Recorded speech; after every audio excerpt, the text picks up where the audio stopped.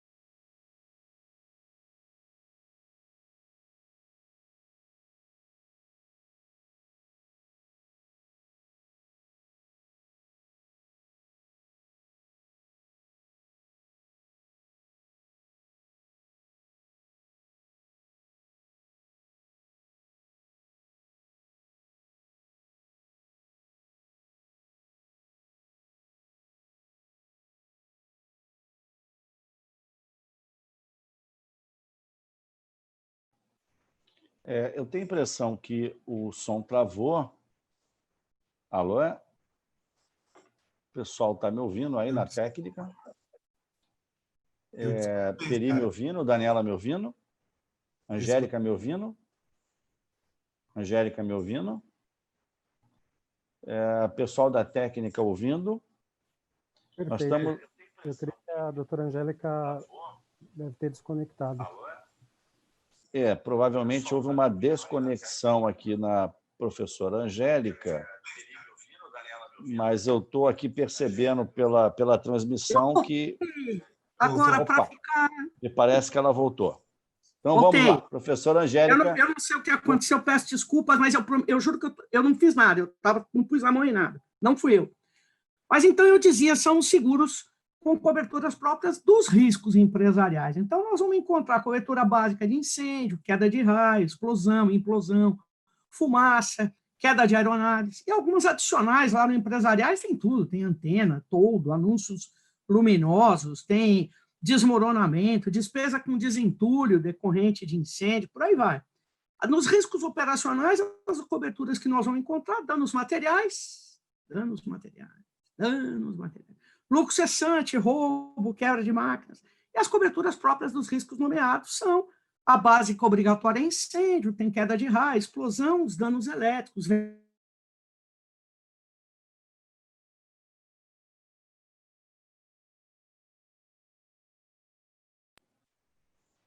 Olha, o problema técnico se mantém.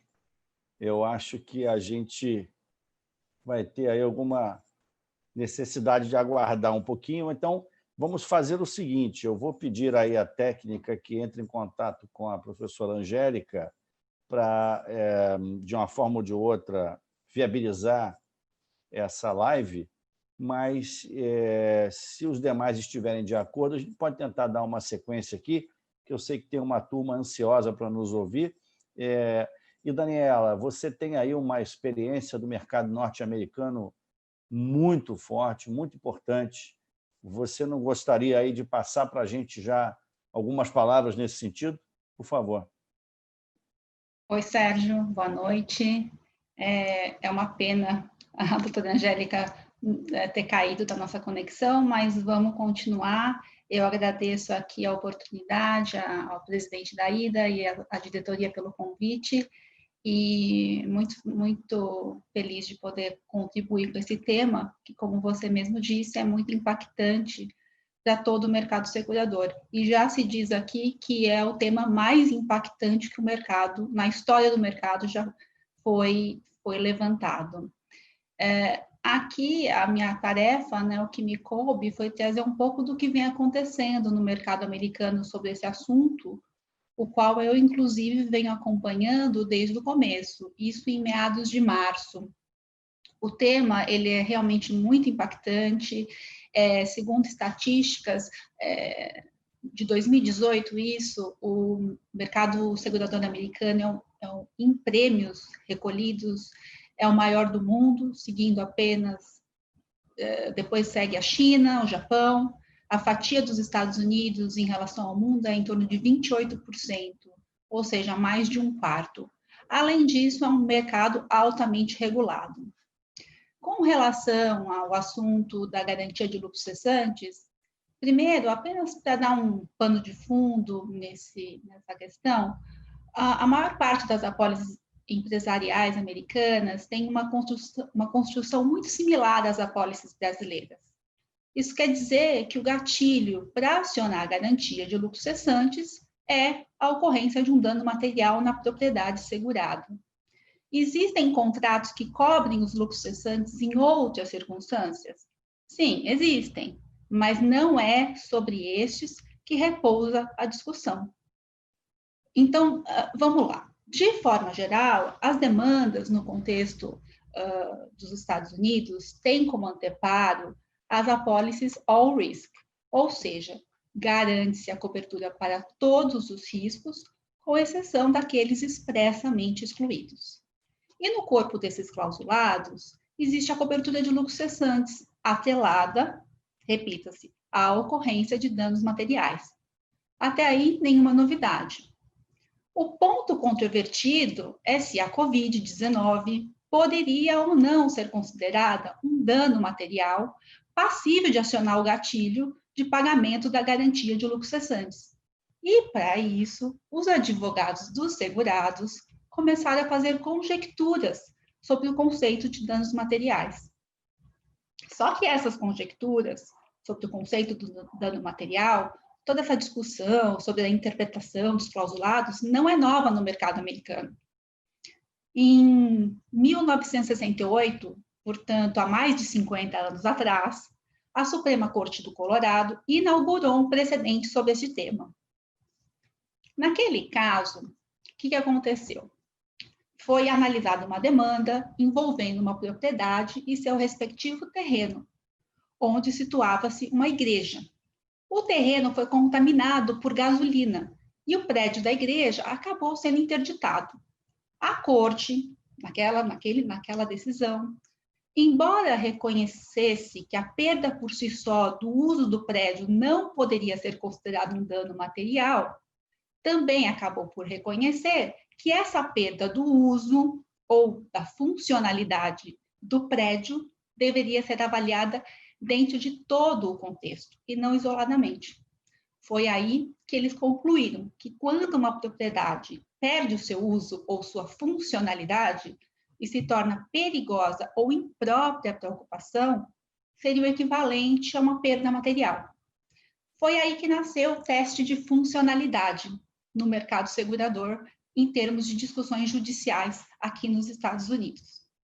Mas vejam, nesse contexto, existem decisões pró e contra o mercado segurador, numa gama enorme de situações.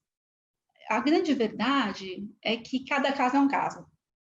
Eu quero salientar que não só a linguagem de cada apólice foi a chave para se chegar a essas conclusões, como também uma análise pontual dos fatos envolvidos, já que cada sinistro é um sinistro.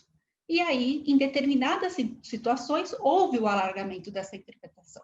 Enfim, essa situação, ela existe, mas daí concluir-se que a Covid é um evento coberto, ou seja, um dano material passível de acionar o gatilho, já é uma outra situação. E aí eu vou colocar aqui um pouco do que tem se discutido aqui, né? No caso do Covid, criativamente, e eu falo criativamente porque essa palavra criativa está sendo muito utilizada aqui para descrever as ações que estão sendo propostas. Os advogados dos segurados, usando desses precedentes, esse tipo de precedente, construíram a seguinte tese.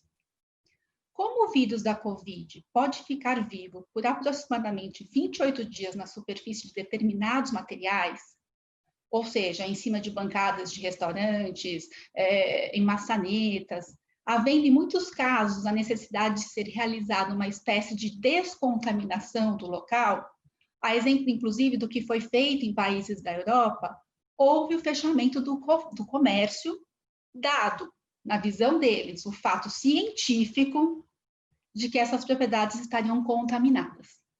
Assim, eles concluem que, aplicado o teste de funcionalidade, não haveria outra conclusão, senão a de que a propriedade segurada, ainda que não perceptível a olhos nus, apresenta um dano material. Em outras palavras, o vírus estaria fisicamente impactando o uso ou a funcionalidade da propriedade. Então, em apertada síntese, é isso que eles defendem nas ações que são propostas. Hoje, no total de 177 ações, que parece pouco, mas não é para o contexto aqui do mercado. Bom, e aí vem as seguradoras, e aqui também faço uma síntese, para não me alongar muito, mas elas têm defendido a não cobertura do evento com base nas seguintes premissas e fundamentos, os quais eu, pessoalmente, acho muito relevante e lógicos. Primeiro, a maioria dos clausulados desse ramo property, ele exclui danos causados por vírus. Isso porque, em 2006, já em razão da SARS, houve uma recomendação por parte de um instituto que avalia riscos para que fosse inserida essa exclusão. Então, a maior parte das apólices tem uma exclusão para vírus. Bom, aliás, tem advogado de segurado aqui dizendo o seguinte: bom, se há exclusão para vírus, é porque o vírus seria um dano material. Realmente falta lógica, mas você encontra esse tipo de argumentação nas ações. Uma segunda questão que a seguradora lança muito aqui é o seguinte, e isso eu achei muito interessante. Quanto ao dano material, elas explicam que o gatilho para a concessão do lucro cessantes é a ocorrência de um dano físico, direto, tangível à propriedade. E aí, eles argumentam que tanto não há o dano físico nos casos da Covid, que muitos restaurantes, por exemplo, estão trabalhando no regime de take-out delivery. Então, não há uma destruição ou abalo da estrutura. O que há, no máximo, é a necessidade de uma mera limpeza. E eles seguem dando maiores argumentos, inclusive no sentido de que mesmo lugares onde a existência do vírus é notória, como hospitais, as atividades não foram suspensas e não há indício de danos materiais, ou até a ausência de funcionalidade dessas propriedades. Muito pelo contrário, os hospitais estão funcionando a plena capacidade. Um terceiro argumento que se levanta é de que a existência do vírus requer apropriadas precauções, o que é muito diferente de concluir-se por um dano material. Precaução é uma coisa, dano material é outra. E, por fim, eles afirmam que nos casos, por exemplo, de bares e restaurantes que estão operando parcialmente, o dano apresentado seria unicamente uma perda financeira. E perda financeira não se enquadra no conceito de dano material. Aliás, essa diferenciação de perda financeira e dano material também já foi objeto de disputa nas cortes americanas, mas de forma quase que unânime, as cortes afastaram a pretendida equiparação. E isso não faz muito tempo. Eu, pessoalmente, achei decisões de 2012 disputando essa questão do dano material em relação à perda financeira. Então, assim, a Covid é só mais uma tentativa de equiparação, né? Esses pontos de defesa têm sido fortemente defendidos por diversas associações aqui, e principalmente pelos departamentos estaduais de seguros, que, dentre outras funções, também se intitulam como agências de proteção aos consumidores. É uma SUSEP americana.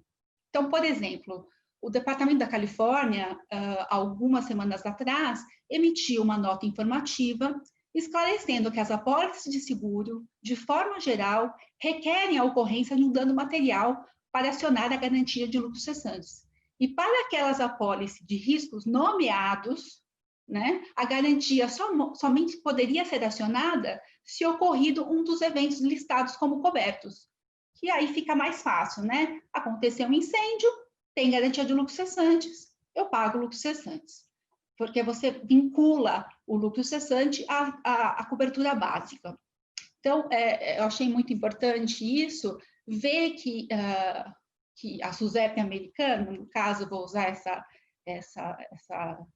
essa colocação, apoia o mercado segurador e, de uma certa forma, dá uma certa segurança em termos de regulamentação, né?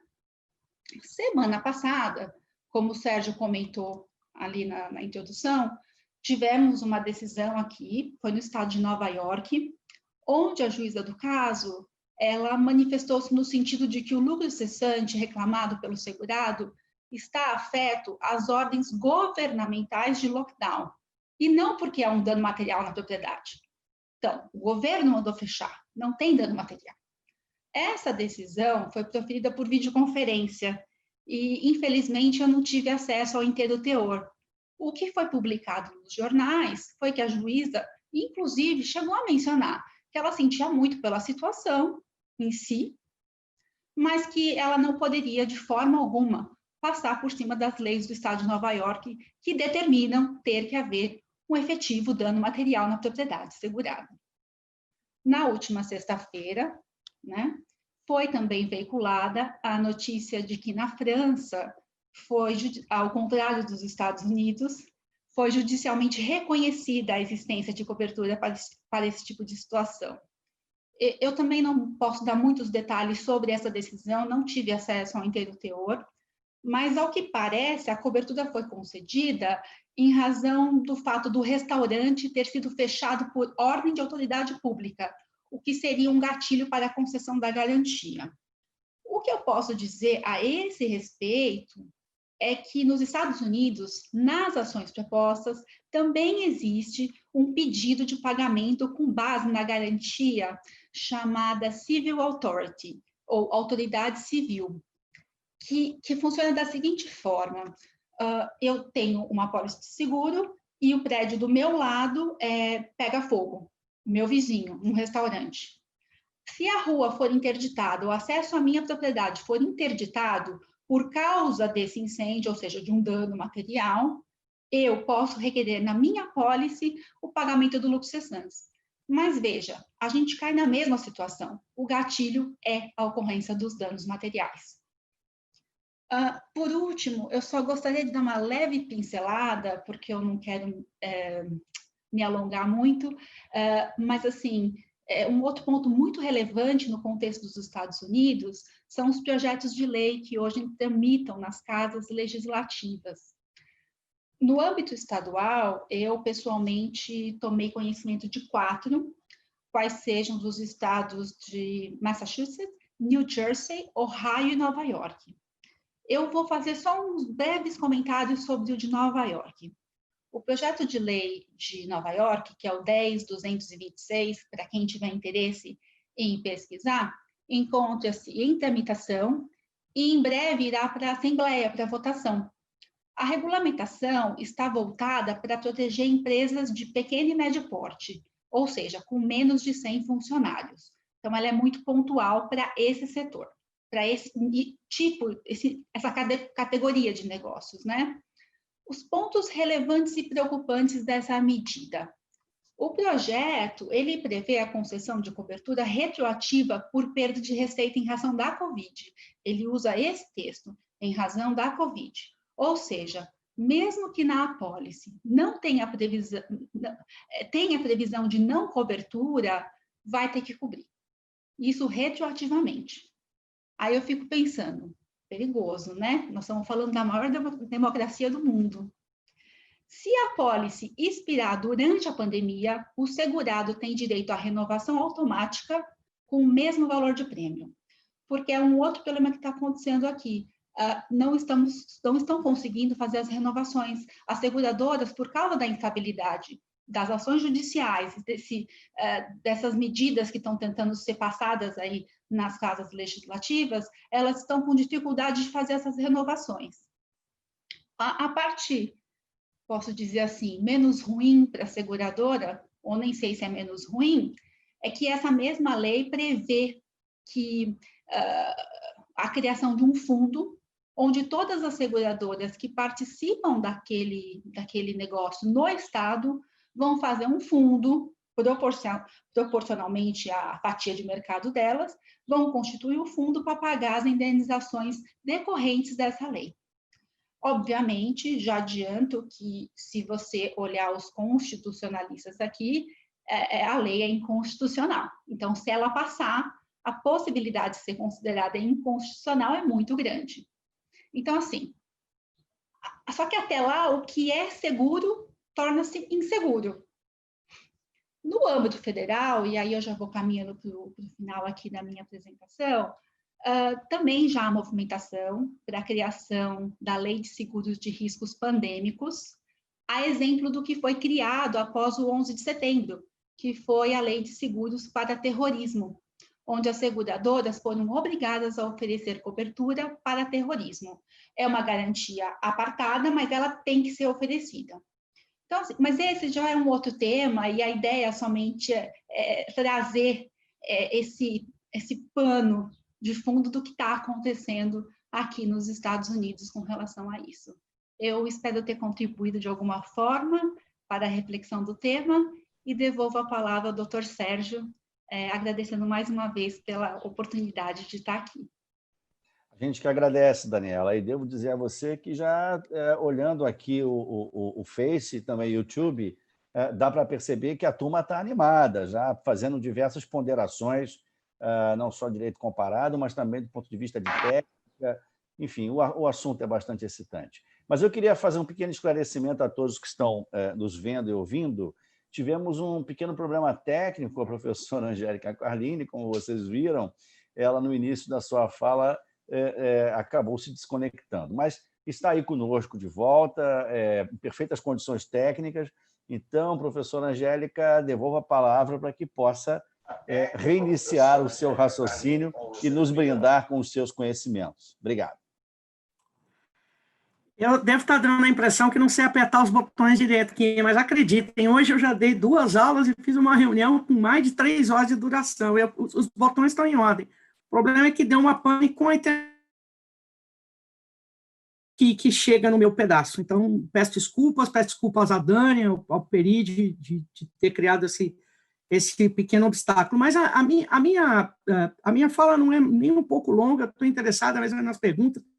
Eu só quero lembrar, dentro daquela linha de raciocínio que eu estava fazendo sobre a circular SUSEP, que hoje regula o tema, que lá nos riscos, a circular SUSEP disse assim, bom, a nova circular tem uma estrutura completamente diferente daquela portaria de 50 anos atrás, ela é muito mais ampla, ela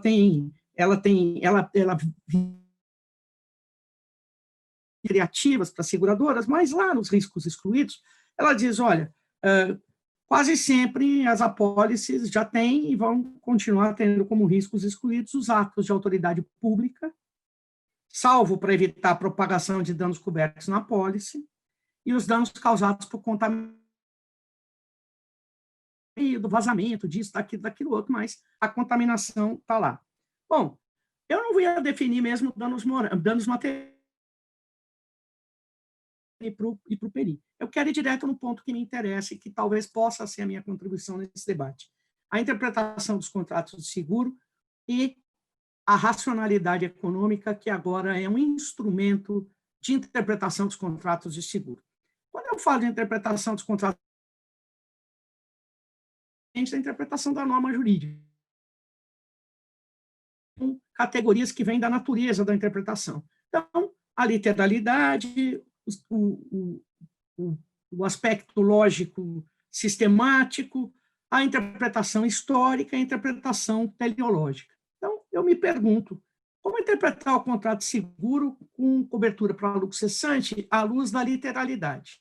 Podemos ter um problema, porque a literalidade pode até nos levar a acreditar os danos decorrentes da pandemia, porque, de fato, houve cessação de atividade empresarial por determinação do poder público, e disso resultaram danos na modalidade lucro cessante. Então, se você olhar literalmente, claro, você pode chegar a essa conclusão. Porém, quando eu me atento para a interpretação lógico-sistemática, nós não encontramos lógica que justifique cobertura da pandemia, porque no Brasil, a prática reiterada é que os lucros cessantes sejam decorrentes de danos cobertos como incêndio, queda de raio, interrompem a passagem da ponte, por exemplo, e a estrada, que é concessionária de serviço público, não pode fazer o trânsito por ali, portanto, não pode cobrar pedágio. Isso tudo é a tradição, isso tudo é a lógica do direito brasileiro. Quando eu me... É possível afirmar, sem medo de errar, que há um ano atrás, exatamente, não havia nenhuma preocupação séria com pandemias e seus resultados. Em seu Global Risk Report de 2019, ouviu algo em torno de 5.000 executivos. Esse é um documento que está disponível na página da Marsh, está acessível, é um documento sensacional. Eles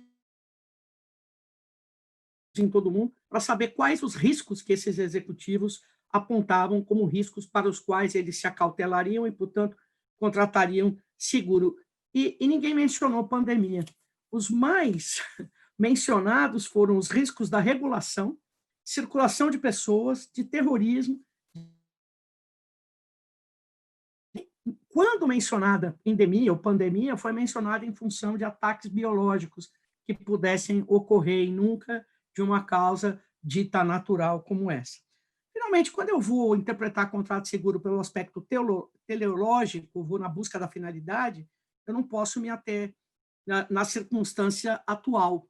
Eu tenho que me ater àquela que motivou a contratação, e aquela que motivou a contratação não tinha evidência do risco de pandemia. Isso combina, e eu prometo que estou encerrando, doutor Sérgio, com a questão da racionalidade econômica e da nova redação da ADRE, o artigo 103 do 74, que é a chamada Lei de Liberdade Econômica. Se a gente for ao artigo 103 do Código Civil agora, está dito lá no inciso 5º, parágrafo 1º, inciso 5º, parágrafo 1º vai falar da interpretação, que ela deve atribuir o sentido que, 2 pontos, inciso 5º, corresponder a qual seria razoável negociação das partes sobre a questão discutida, inferida das demais disposições do negócio e da racionalidade econômica das partes, consideradas as informações de sua celebração. Aí o professor Oxandro Gonçalves, professor doutor Oxandro Gonçalves, que é da Universidade da PUC do Paraná, um genial professor, recentemente na coluna do Migalhas Contratuais, que o Instituto Brasileiro, sob a regência do maestro Flávio Tartucci, o professor Oxandro disse o seguinte: é preciso considerar em qualquer interferência sobre o contrato sua racionalidade econômica. Esta deve ser inferida a partir das informações disponíveis no momento da celebração em comparação com as novas informações. Natural, portanto, que exista entre os contratantes um nível de assimetria racionalidade limitada, a que todos estão sujeitos. Todavia, a confiança contratual será uma forte impulsionadora de ajustes privados eficientes. Para isso, serão consideradas as particularidades do contrato, maximizando o nível de satisfação de cada uma das partes. É isso que é a racionalidade econômica, fundamentalmente. O que sabiam as partes ao tempo da contratação? Esse é um ponto fundamental. Bom, eu quero encerrar dizendo para vocês que, na atualidade, no Brasil, aqueles que utilizam a segurança jurídica como argumento são muito maltratados. Todo dia que vivo falando em segurança jurídica e me maltratam a utilização de princípios, o que não é verdade. O que eu sou a favor é da segurança jurídica como um direito fundamental, que é um direito constitucional fundamental e um pressuposto do Estado democrático de direito, como todos sabemos.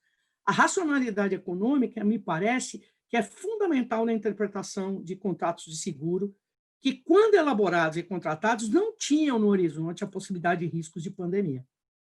Os riscos da pandemia serão incorporados Dani, fiquei feliz de ouvir a Daniela Benes dizendo que, a exemplo do que aconteceu com o terrorismo, sim, eu não tenho dúvida, Daniela, que nós teremos no futuro riscos de pandemia nos contratos de seguro, porque isso é necessário. E porque a história da humanidade, a história do homem, é a história da convivência. No futuro nós vamos ter danos materiais provocados por pandemia, danos para lockdown, danos para isolamento social.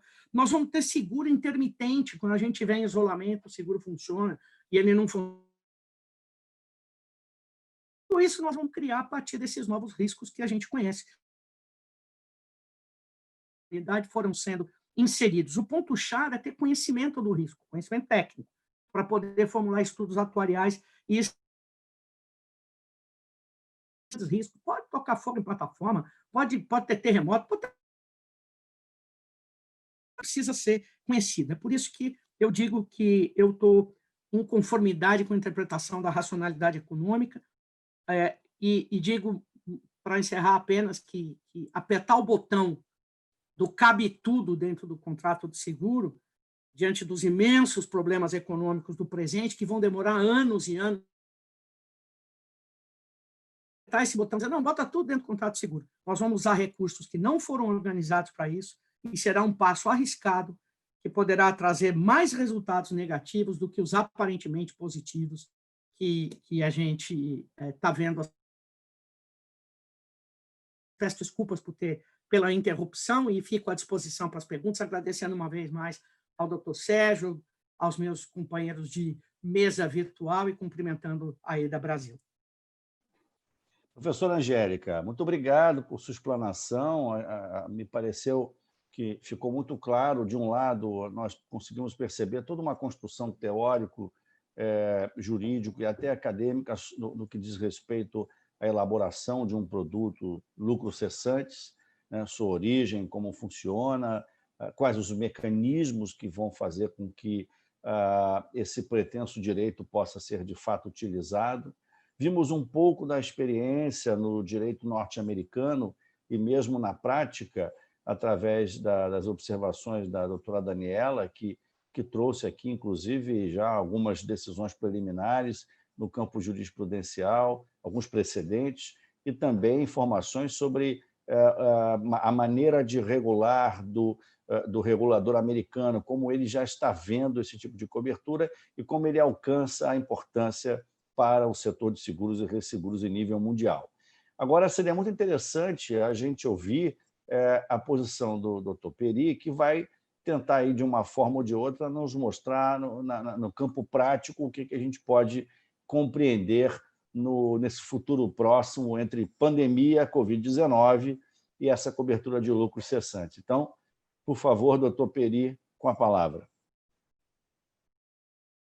Olá, boa noite. Minha saudação a todos e todas, quem nos assiste pelo YouTube e pelo Facebook.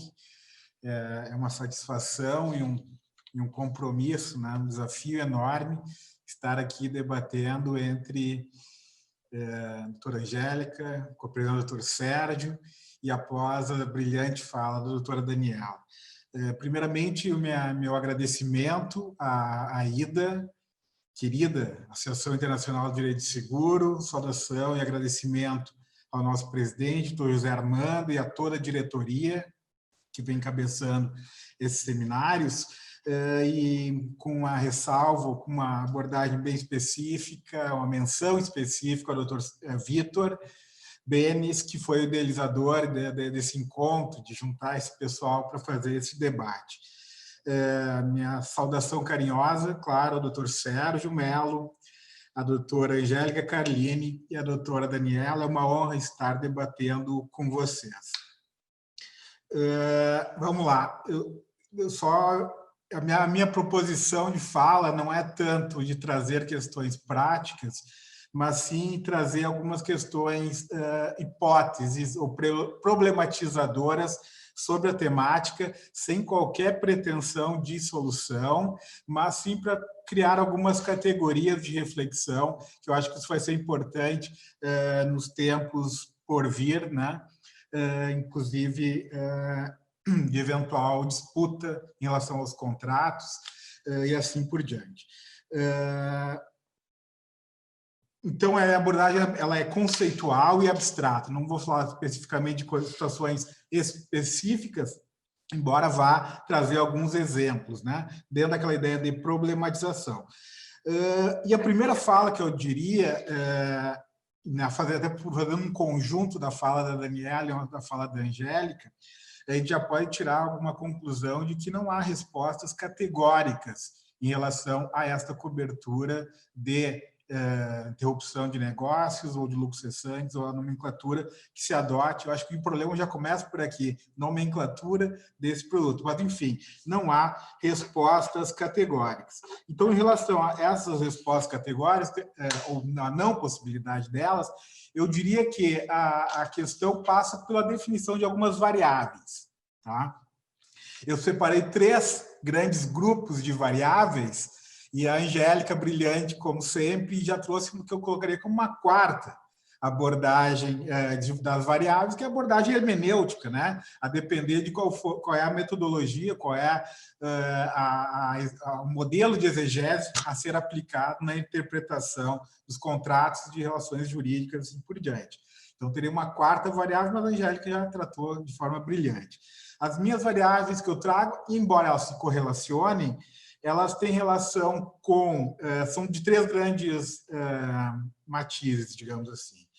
Uma variável em relação à legislação de regência, num primeiro momento. Uma segunda quanto aos clausulados, né? A redação dos clausulados.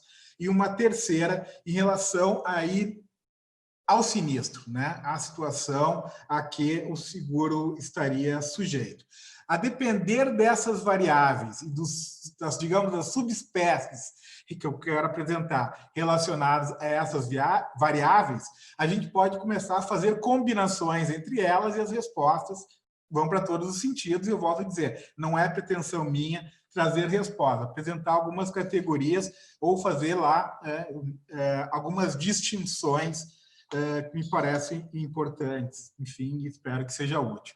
Uma primeira, então, relacionada à legislação de regência, na verdade, a Angélica já antecipou muito bem, a Daniela também chegou a fazer alguma menção lá dos Estados Unidos, a depender, né? Estamos diante de situações que envolvam relação de consumo ou não seja caso de relação de consumo.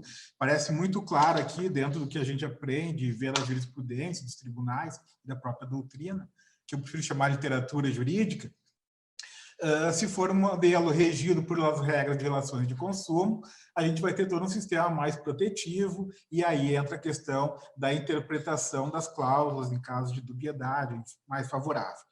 Esse é um cenário, e é um grande cenário. Lembrando que, por muitas vezes, dentro de uma visão maximalista das relações de consumo, poderá determinadas atividades empresariais sofrer incidência das regras de proteção entre nós com a defesa do consumidor. Ponto. Outra situação totalmente diversa são aquelas de não consumo, que envolvem os grandes riscos e os grandes contratos de seguros empresariais. Aqui, no meu sentir, aí alinhado muito com o ponto que a Angélica trouxe, a doutora Angélica trouxe, a gente se aproxima muito mais de uma interpretação literal, né? Dentro de uma lógica de que há nos contratos de grandes riscos uma certa margem de disposição contratual, por um lado, e, me parece mais importante, uma clara compreensão dos riscos envolvidos pelo próprio segurado, né? Ninguém melhor do que ele próprio sabe dos riscos do seu negócio. E aí eu faço minhas, ou estou aderindo às ponderações da doutora Angélica em relação a... isso era tudo inconcebível, né? Há pouco tempo atrás, uma situação como a gente está vivendo era algo não era um risco com o qual se havia temor. Essa é uma primeira questão.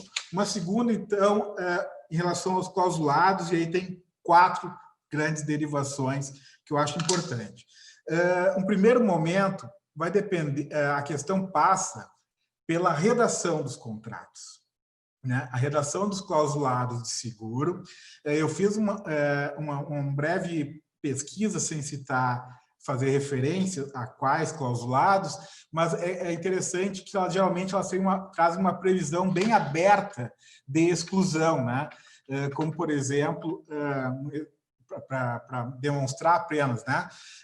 No sentido de que estão expressamente excluídos todas as coberturas desse seguro, os eventos relacionados ocorridos em consequência de epidemia e pandemia declarada pelo órgão competente. Vejam bem, ela é uma exclusão, uma restrição de direito, e a gente tem essa questão que se toca aqui, de forma bastante aberta, qualquer situação. Muito bem.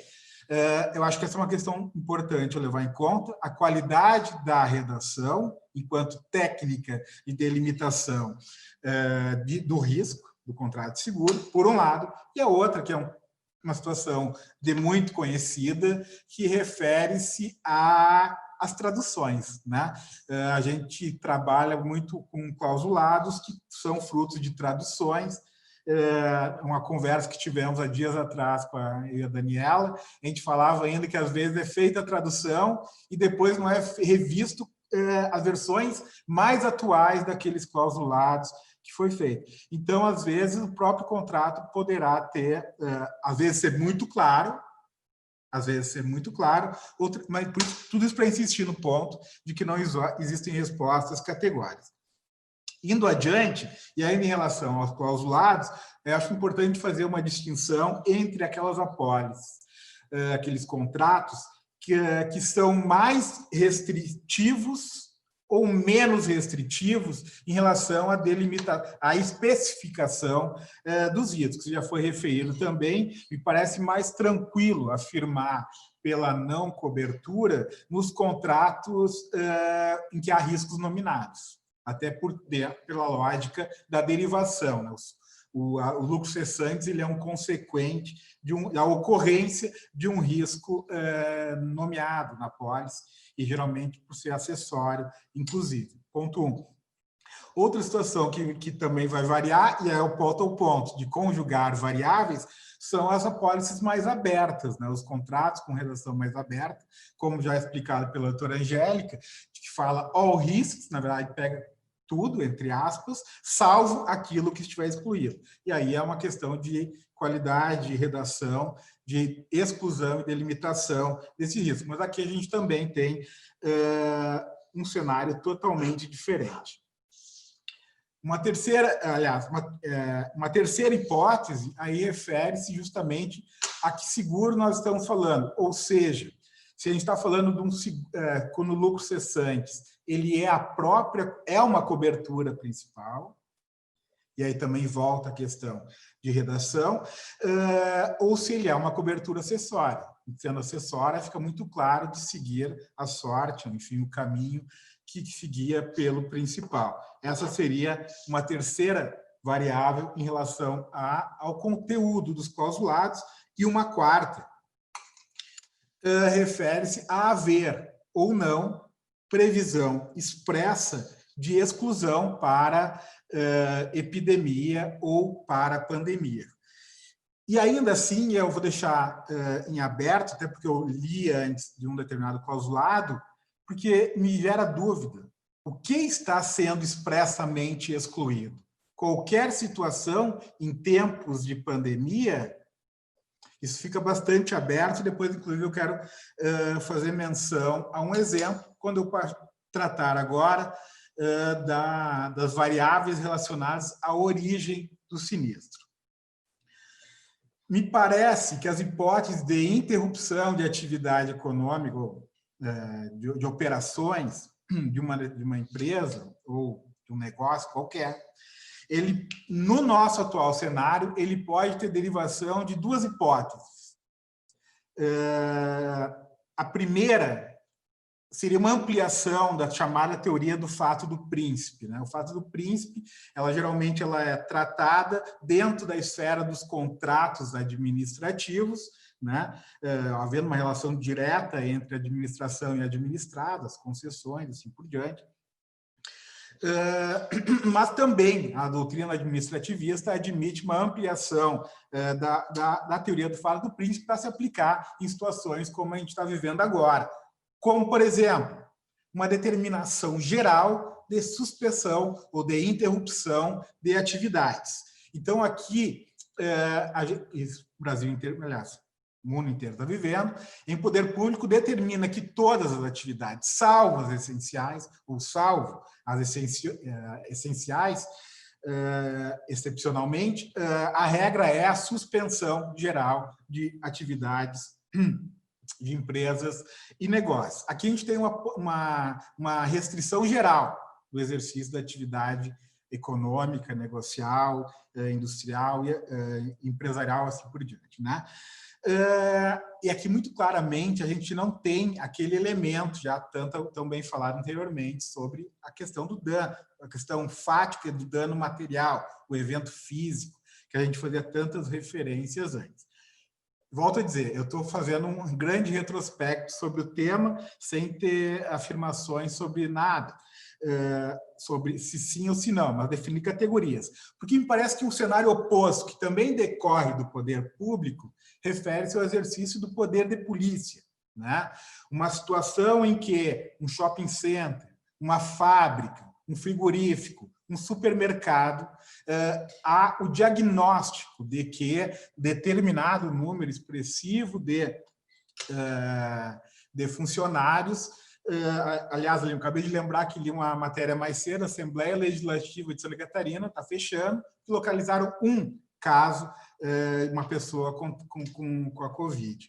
Bom, no exercício do poder de polícia, se embarga, se interdita especificamente, né, um determinado empreendimento em razão do diagnóstico de que lá era um foco de contaminação expressivo. Volto a dizer, não vou nem querer fazer analogias entre focos de contaminação e dano material, dano físico, mas trazendo essas categorias de que tratamos até aqui. Muito bem. Que são cenários absolutamente diversos de apreciação do problema, né? Uma outra questão, e aí já problematizando, e eu já estou indo para os finalmente, doutor Sérgio, seria um exemplo, né? Esse foi um debate que a gente teve de forma mais embrionária recentemente, num grupo, numa reunião do grupo de seguros ambientais, da IDA também, e foi a questão relacionada toda à variação do risco, o agravamento do risco decorrente da falta ou redução de cuidados, né? Redução de pessoal, redução de jornada, tudo isso altera o sistema de funcionamento de um determinado empreendimento. Vamos lá de novo.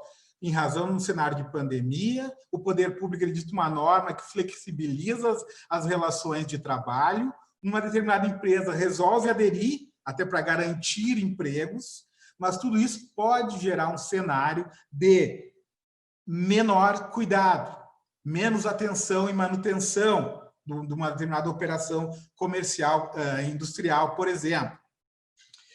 E eu deixo a questão no ar. Se essa situação de menos cuidado, de menos atenção no funcionamento de uma atividade empresarial, por conta dessa cadeia de fatores postos, gerar uma explosão, gerar aquele dano físico propriamente. Estou especulando, volto a dizer, não tem esse caso, não conheço esse caso, mas parece uma questão interessante para afirmar que a gente não pode ser categórico, e o que eu estou dizendo me parece plenamente possível. E se dá no cenário de pandemia, que eu li antes, qual era a previsão geral prevista, mais ou menos, num certo padrão. Mas é um caso muito particular e me parece interessante. Bom, dito isso, e aí sim, para dar tempo de debates, eu só queria fazer um comentário que não foi referido, mas eu acho que é importante, né? Wimbledon e as Olimpíadas. São dois casos, dois exemplos de eventos que não ocorrerão, e haverá um seguro que irá tratar diretamente e vai indenizar, etc.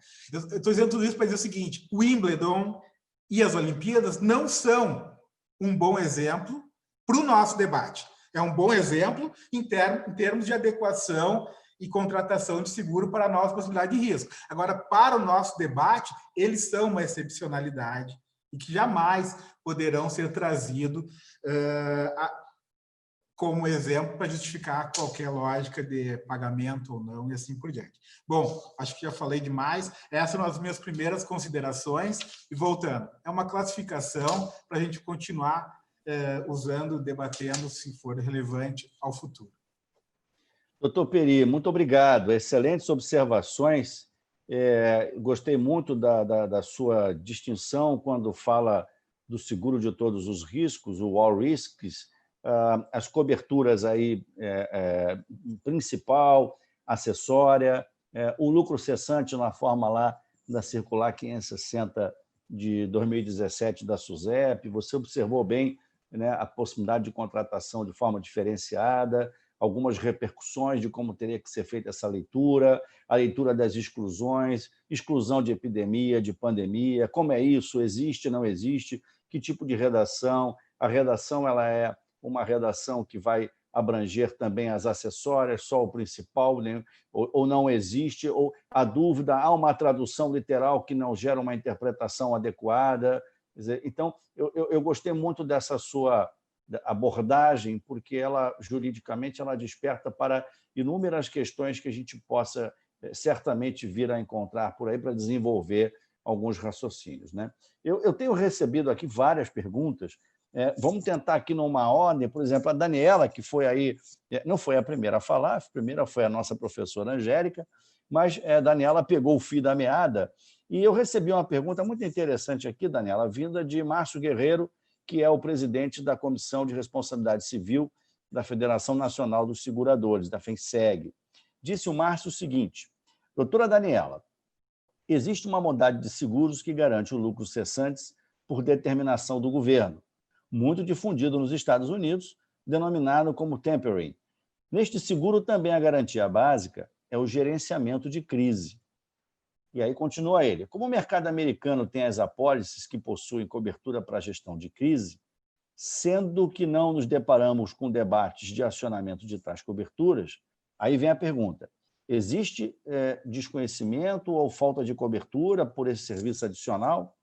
Gostaria ele, então, de seus comentários sobre essa questão de gerenciamento de crise nessas apólices. Antes de passar a palavra à doutora Daniela, é muito interessante também observar, não sei como é a apólice lá nos Estados Unidos, mas a gente tem aqui a cobertura para antecipação de custos de defesa, né? Tema também bastante interessante que vale a pena quando a gente analisa o custo de gestão de crise, e custo de defesa também está nesse montante aí, né, de uma antecipação de cobertura, mas que vai atuar diretamente no LMI do segurado, né? Então, Daniela, por favor, se quiser fazer alguns comentários, ok? Com a palavra. Obrigada, Sérgio. A questão é o seguinte: quando você... Normalmente, o que não se fala muito é porque está dando certo, né? Não necessariamente não está dando certo.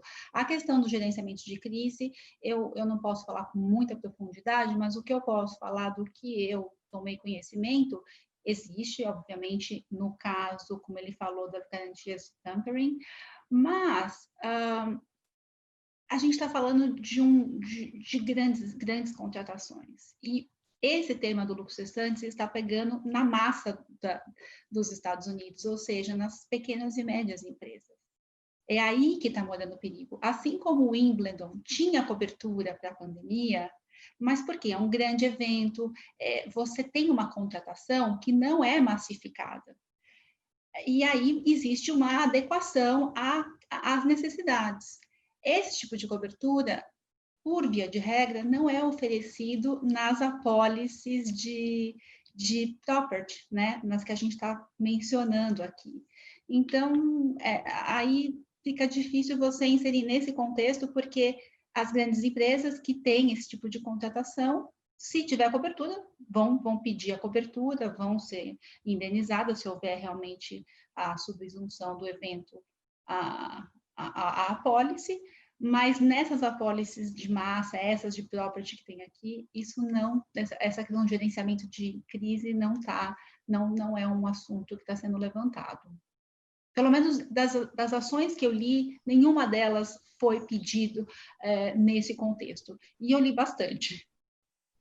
Obrigado, Daniela. Angélica, eu tenho aqui algumas questões, mas assim, eu destacaria um tema que o pessoal colocou muito aqui no chat, que é o tema que você abordou da racionalidade econômica. O pessoal elogiando muito essa linha de raciocínio, e acho que talvez você pudesse falar um pouquinho. E aqui também alguns comentários sobre, como você mesmo reforçou, a necessidade de se obter um conhecimento técnico e profundo quanto à realização de cálculos atuariais, para que se possa entender toda a experiência do seguro e a formação, a subscrição, enfim, de certos riscos. Então, esse misto de conhecimento técnico com a perfeita interpretação do direito, só dessa maneira é que a gente consegue construir, né, de maneira muito clara uma interpretação segura. Só dessa maneira a gente consegue encontrar a segurança jurídica que todos buscam, segurados, seguradores. Então, são comentários que foram feitos. Eu queria passar a palavra a você, para que você, professora Angélica, pudesse falar um pouquinho mais sobre isso. Obrigado. Mais uma vez, obrigada, doutor Sérgio.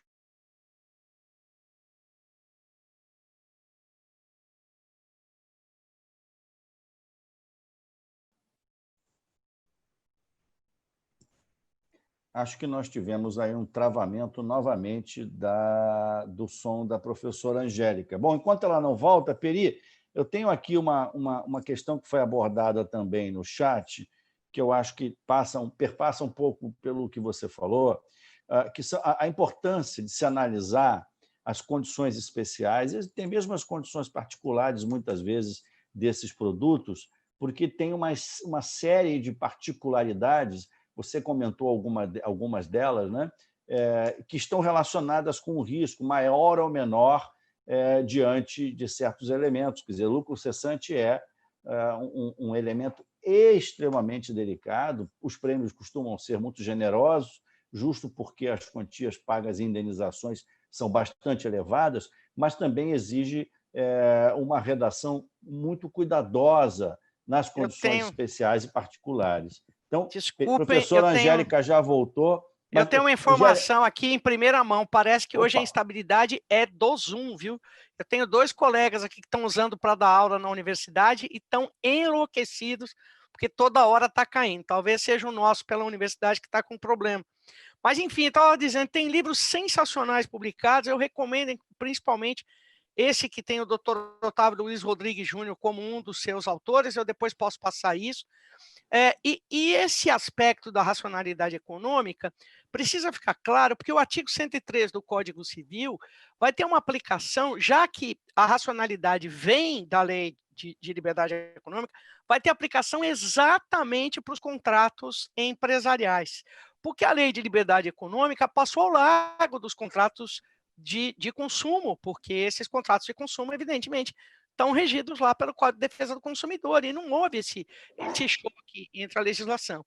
Mas no âmbito dos contratos empresariais, que são exatamente os contratos de riscos nominados, os contratos operacionais, os contratos empresariais, nós vamos ter um elemento fundamental a partir de agora para avaliar isso. Qual era a racionalidade das partes contratantes no momento da contratação? E aí, isso dá um desenvolvimento de uma linha, e não é uma linha teórica, com aportes da análise econômica do direito, embora isso seja muito importante também, mas é uma linha eminentemente prática, o que as partes sabiam da vida naquele momento. Como é que qual era o conhecimento que levou as partes a contratar? E não há ninguém que em sua consciência diga que naquele momento contratou porque temia uma pandemia, porque não é verdade, e sequer teria como provar isso. Aliás, eu quero botar uma lenha na fogueira aqui, vou fazer uma defesa rápida, apaixonada, porque nada que eu faça é desapaixonado, evidentemente, e vou botar meu microfone mudo, e se vocês começarem a dar pau, eu vou dizer que caiu aqui e vou embora. Mas se vocês começarem a me maltratar muito. É o seguinte, o Wimbledon não tinha seguro para pandemia. O Wimbledon tinha seguro para no-show. Pronto. Não era seguro para pandemia. Era qualquer coisa que chovesse, ventasse e tal, e impedisse as pessoas de chegarem ao local. Esse é o ponto. Então não venha me dizer que tinha seguro lucro cessante para a pandemia, porque o Wimbledon, durante 200 anos, pensou, não tinha nada a ver com a pandemia. Tinha a ver com a não realização do evento por 2 pontos. Principalmente impedir as pessoas de chegar ao local. É a minha interpretação, eu não vi a pólice, evidentemente.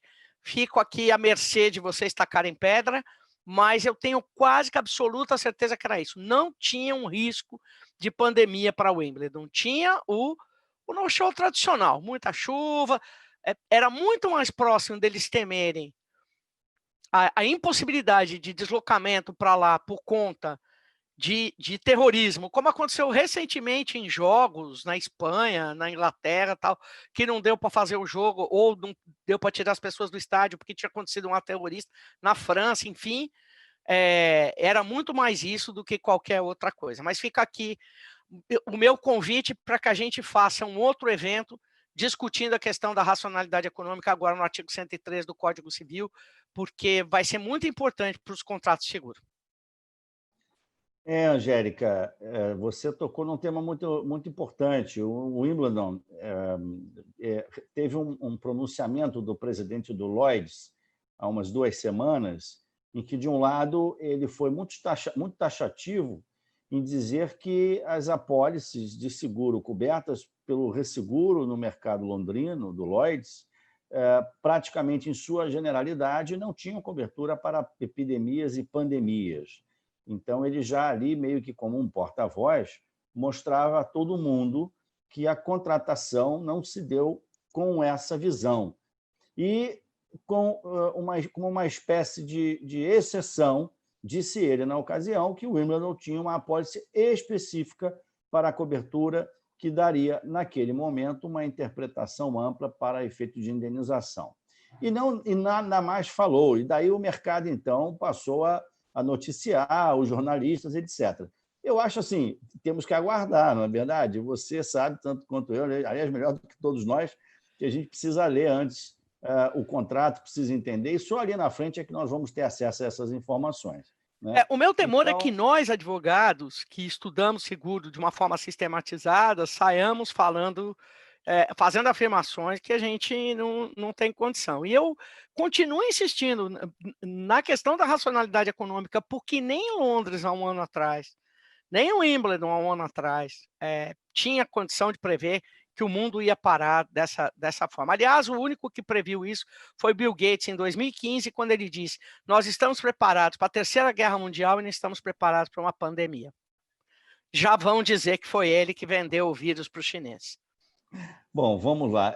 Peri, então eu ia fazendo aqui, passando a você, na realidade, uma pergunta que nós recebemos, vinda do exterior, do professor Carlos Ber, que é presidente da AIDA do Peru. Aliás, professor Carlos, obrigado por sua audiência, extremamente qualificada, é uma grande alegria tê-lo conosco.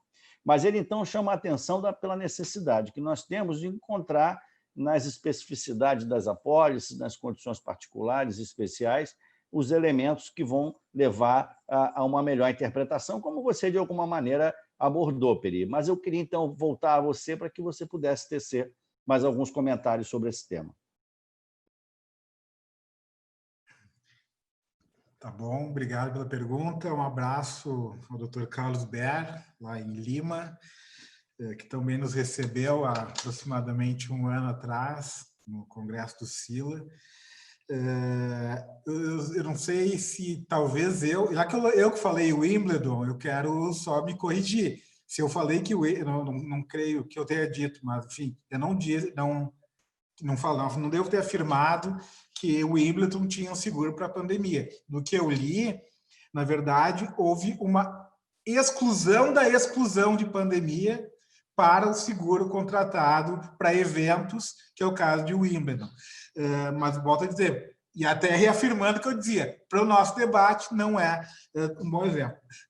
Bom, e aí em relação à pergunta, vamos fazer um merchan, Sérgio, a gente foi combinado isso. Eu tenho um capítulo do meu último livro, que é sobre seguros ambientais, mas que eu bato justamente nessa questão dos seguros ambientais, como são, via de regra, os lucros cessantes, eles são contratos essencialmente empresariais, onde há uma simetria informacional e de condições entre as partes que contratam. O que eu falava antes, a empresa, a indústria conhece do seu risco melhor que qualquer segurador, inclusive, e aí ratificando as brilhantes palavras da Angélica. Há um ano atrás isso era impensável. Eu acho que dentro da racionalidade, por todas as metodologias de interpretação, e lembrando, é um contrato que tem um certo padrão? Tem, né? É regulamentado, mas ele também tem uma margem grande. Basta perguntar, né, Sérgio? Talvez seja doutor Sérgio.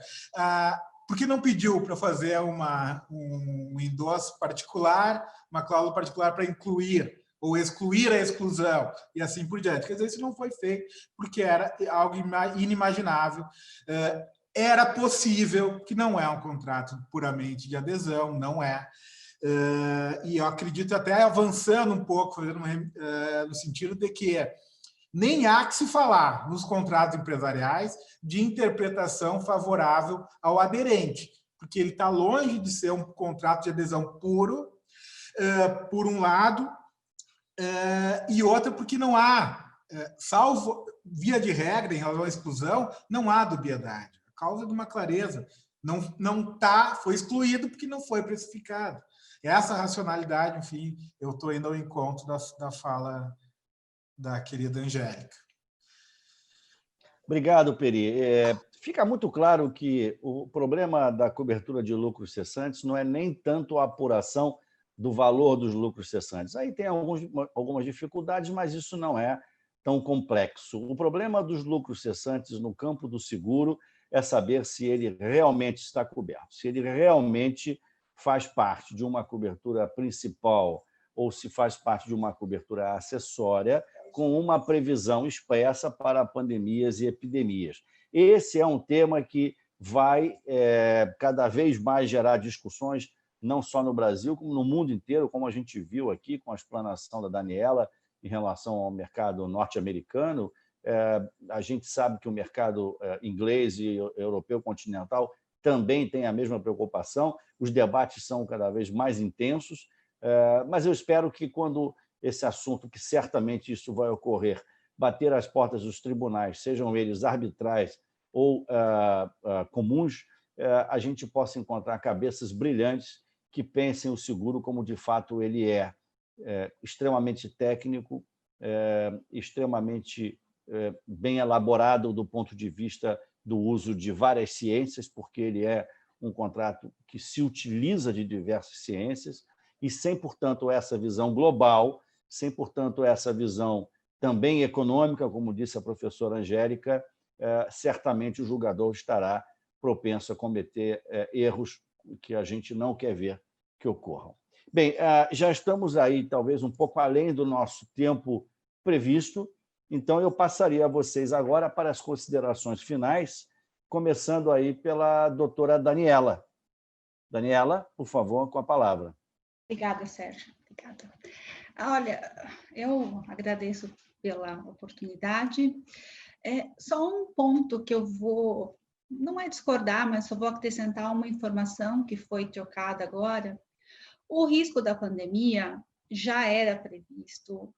Inclusive, tem reportes do Lloyd dizendo que depois de 1918, que foi a pandemia de influenza, haveria, assim, a possibilidade de uma pandemia. O fato é que me parece que a pandemia nunca foi objeto de seguro pela impossibilidade de se avaliar o tamanho do risco, né? Mas sim, inclusive eu li um artigo de 2017 que esse economista falava o seguinte: olha, inclusive vocês têm que fazer planos de quarentena, vocês têm que fazer planos de telecomunicação. Então, assim, esse é um assunto bem debatido, pelo menos do que eu pude ver. Mas não havia apetite do mercado segurador de cobrir isso de uma forma tão generalizada. Mas, assim, acho que, no mais, a discussão é muito muito impactante para quem trabalha no mercado. Eu sou a favor da interpretação das cláusulas, verificar se o evento está coberto, se não está, o que o segurador tinha em mente ao oferecer o risco. E quando você vai ver a garantia, o conceito de danos materiais, o porquê que ele nasceu nas apólices, você entende que ele não foi feito para abranger toda essa gama de interpretações que surgiu aí ao longo dos anos. Então, é um tema muito, muito, muito interessante, e eu recomendo para quem tiver interesse de seguir estudando, porque é muito edificante. Professora Angélica, passa a palavra à senhora, mas antes de mais nada, tem aqui um pedido para que a senhora informe a indicação correta do nome do livro e do autor que foi mencionado há pouco. Olha, eu estou indicando 2 livros e posso passar para o Rogério depois para ele divulgar lá na ida. Esse é o Comentários à Lei da Liberdade Econômica. Os organizadores são o professor Floriano Peixoto Marques Neto, o professor Otávio Luiz Rodrigues Júnior e o professor Rodrigo Xavier Leonardo, lá da Federal do Paraná. Ele está publicado pela Revista dos Tribunais, pela Thomson Reuters, Revista dos Tribunais. O outro também é da Thomson, e esse, então, coordenado pelo Dr. Luiz Felipe Salomão, do STJ, pelo professor Ricardo Vilas Boas Cueva, também ministro do STJ, e pela professora Ana Frazão. Então, são obras realmente de organizadores extraordinários. Vale a pena, mas eu vou passar isso para o Rogério depois e ele divulga para os grupos da ida, para todos os grupos da ida. Eu vou fazer uma fotinha aqui bem rápida. Eu quero 2 coisas só, Sérgio, rapidamente para encerrar. Primeiro, contrariar a Daniela Bene. Sim, havia estudos teóricos, mas muito longe de se pensar no plano comercial. E o problema não é falta de apetite do segurador, não. O segurador tem apetite para tudo que tem cálculo. Tudo que é possível calcular. O que é possível calcular dá apetite na hora, porque onde o outro enxerga a tragédia, o segurador enxerga lucro. Então, se ele tivesse previsto uma pandemia, uau, porque o segurador cansou de vender seguro do boot do milênio lá, do bub do milênio, não nem lembro do que era o negócio do milênio lá, que eu não lembro o nome daquilo, mas do bug do milênio. O segurador cansou de vender. Vendeu tanto que ninguém usou. Foi uma farra. Todo mundo comprou e ninguém usou. O segurador adora a desgraça. Mas ele quer uma desgraça calculada. E essa desgraça não tinha nada. Tinha alguma coisa da OMS e tinha alguma coisa do Bill Gates, da Fundação Melinda e Bill Gates, lá da Fundação dos Gates. Lá tinha alguma coisa deles. Mas era assim, vamos pensar sobre isso. Então, eu não havia nenhuma racionalidade econômica para tratar desse assunto. E o que me parece que ficou faltando no nosso debate, até por sermos todos privatistas, e às vezes, embora o Peri tenha passado por isso, Peri, fica aqui o convite para você e para a Daniela, para a gente escrever junto sobre esse assunto. Eu acho que o artigo está pronto, é só a gente dar uma costuradinha, o artigo está pronto. Sérgio, você podia fazer uma abertura para nós com a experiência do Lloyds, ia ser bacana, vamos falar sobre isso. Mas o que ficou faltando, me parece, e eu me disponho a fazer essa introdução, é falar da supremacia do interesse público. A supremacia do interesse público que vai e diz, o Peri passou por isso quando falou do fato do príncipe, mas o que dá poder ao fato do príncipe é a supremacia do interesse público. É chegar lá, como diz a Constituição Federal, e dizer o bem comum vale mais do que qualquer outra coisa. Fecha sua barbearia, fecha a sua academia, fecha, Angélica, o seu escritório de advocacia, que felizmente consegue trabalhar remoto, como todos os nossos colegas, graças a Deus, estão conseguindo trabalhar e sobreviver, mas quando ele diz fecha isso aí, é porque está em jogo a supremacia do interesse público, o bem comum. Agora, depois disso, dá resultado ruim e cobra do segurador? Não, o Estado que dê, então, isenção de imposto. Por que não tem isenção fiscal? Por que nós não estamos discutindo isenção fiscal para isso? Estamos discutindo o contrato de seguro privado. Quer dizer, me parece que a gente precisa fazer um pouco mais de discussão do direito público também, e agradeço mais uma vez a enriquecedora participação. Hoje aprendi muito mais do que eventualmente possa ter ensinado. Um abraço muito grande a todos vocês, e na medida do que seja a crença de cada um, que Deus nos abençoe a todos e permita que a gente saia desse túnel juntos, como entramos, né? Vai ser um prazer revê-los. E, como diz o Márcio Malfatti, que saudade, um abraço de vocês. Que saudade, né? Mas vamos estar lá, nós vamos estar no final do túnel juntos, com a proteção de Deus, para aqueles que, claro, compartilham dessa crença. Muito obrigado, doutor Sérgio. Obrigado, Angélica. Eu queria, antes de passar a palavra ao Peri, observar e agradecer aqui a presença de mais um expoente internacional, desta vez o professor Juan Francisco Pérez, da AIDA colombiana, o que mostra que, de fato, vocês, palestrantes, aí, debatedores, estão de parabéns, já que conseguimos não só atingir um público nacional, mas internacional, e mantê-los aqui, né? Manter esse público aqui conosco durante esse período. Então, parabéns. Peri, com a palavra aí para as suas considerações finais. Eu vou ser muito breve, só me despedir depois dessas duas brilhantes e belíssimas mulheres que estiveram conosco, com todo carinho. Eu só quero deixar o meu abraço, agradecer novamente a oportunidade, o convite. Eu acho que o Vitor me convidou porque eu comentei com ele que eu estava escrevendo um artigo. Eu desisti do meu artigo, porque há muitas questões, agora eu topo fazer as 6 a 8 mãos, e até alguma coisinha pronta, olha que posso colaborar mesmo. Mas o tema ele é extremamente instigante e foi demais estar contigo, Sérgio, ouvir a Daniela e a Angélica, eu amo há muito tempo. Grande beijo. Bom, Peri, muito obrigado mais uma vez. Renovo aí o meu agradecimento à Daniela, à professora Angélica, ao doutor Peri.